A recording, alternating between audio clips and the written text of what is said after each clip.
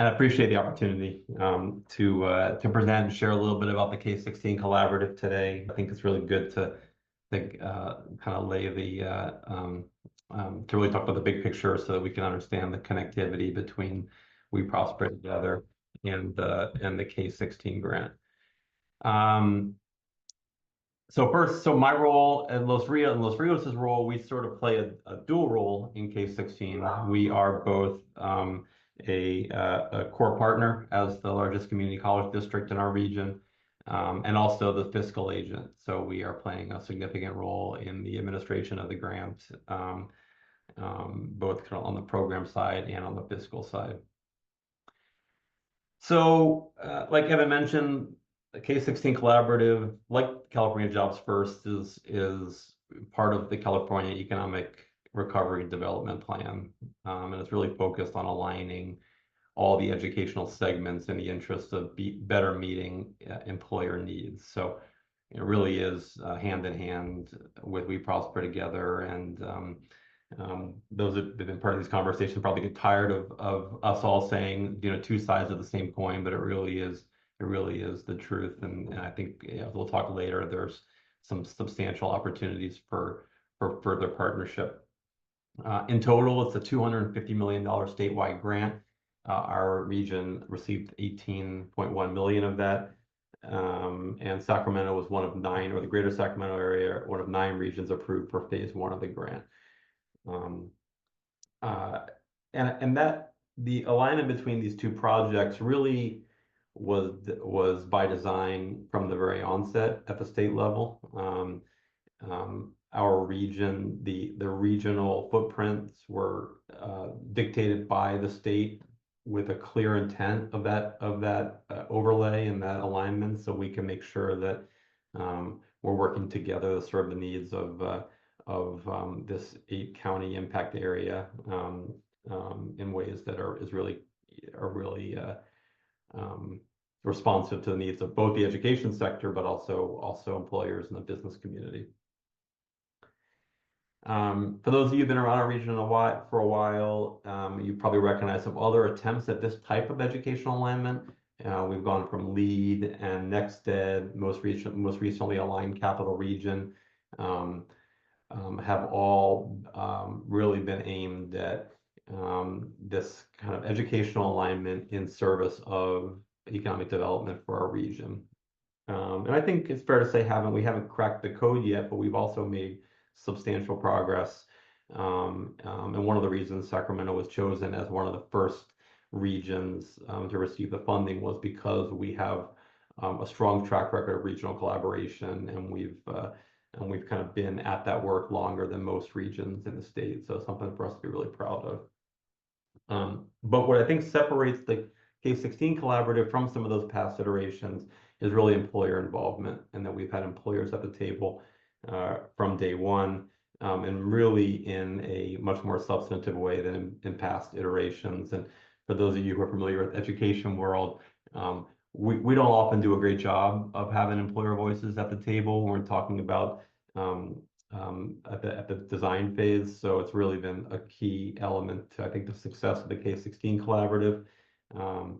We have, for example, key leadership from Kaiser, SMUD, and Accenture, who are all playing significant leadership roles in the executive committee of of this work. So at the highest levels of this project, it's not just education leaders, but also employers as well.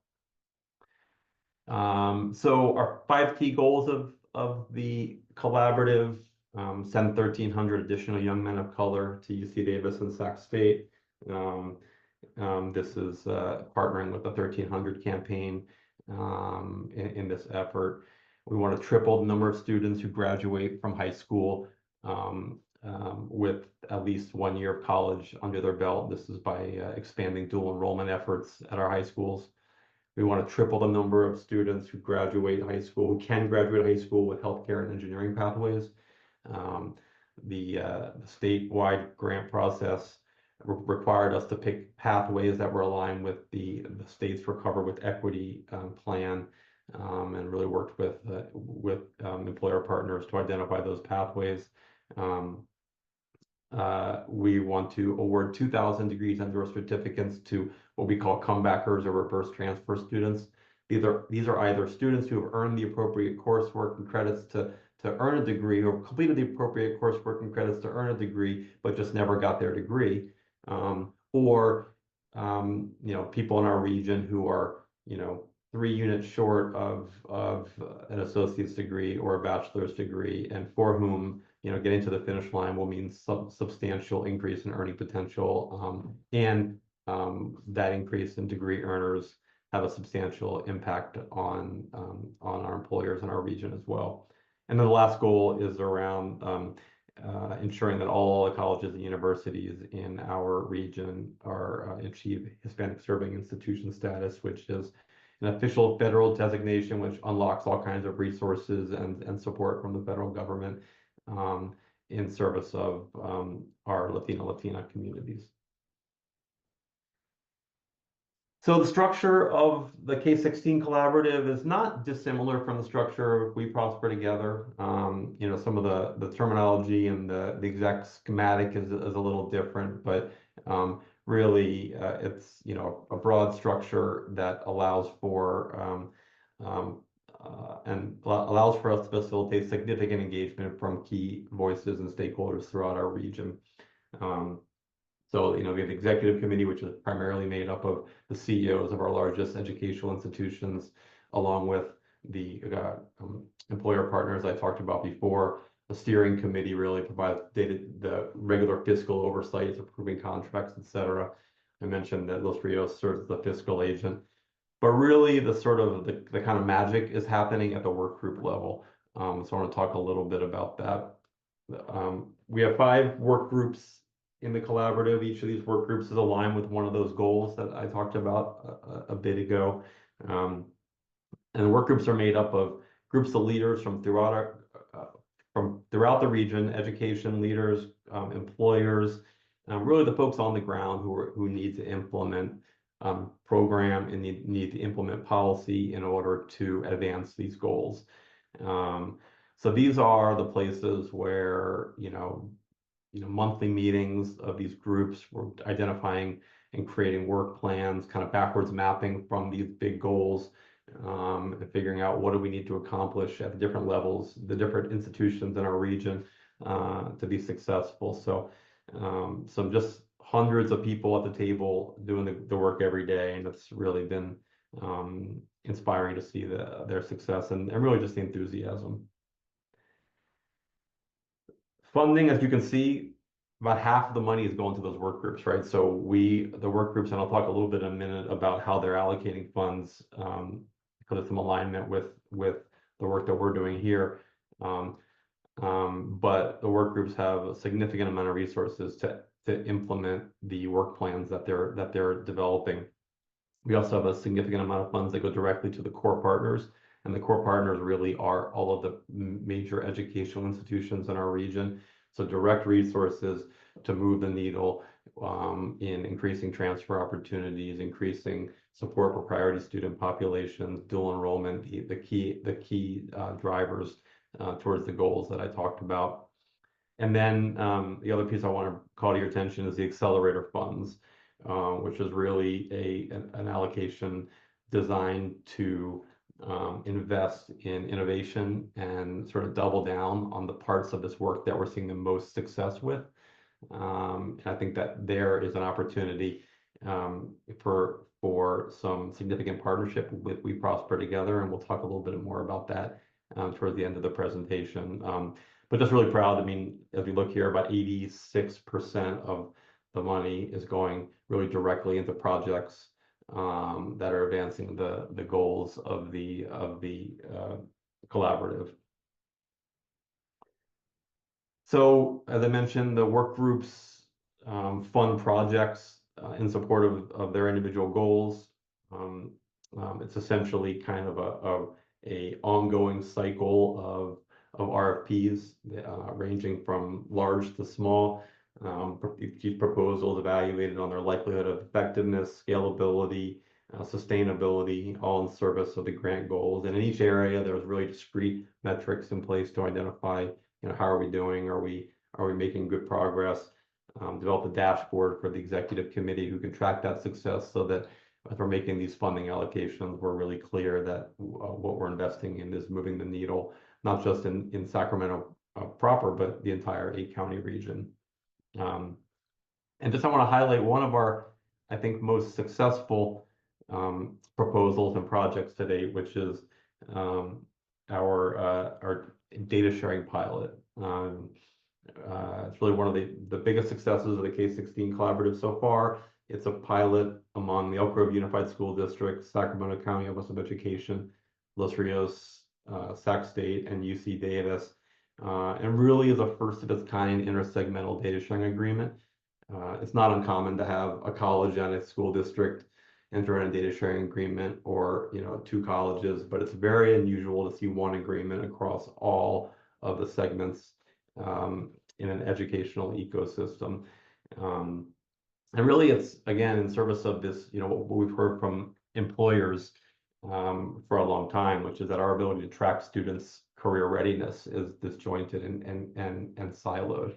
And so this idea of being able to direct outreach to students to identify what resources are available for them at the next level of their career journey, to help identify the right program for them at the next level, to help them be successful in earning their degree at an earlier age, and then track their success post-graduation or transfer, so that we can look back and say, are the academic programs that we've created with positive intent, are they meeting the needs of our workforce? Are they delivering the results that they need to? So it's really exciting.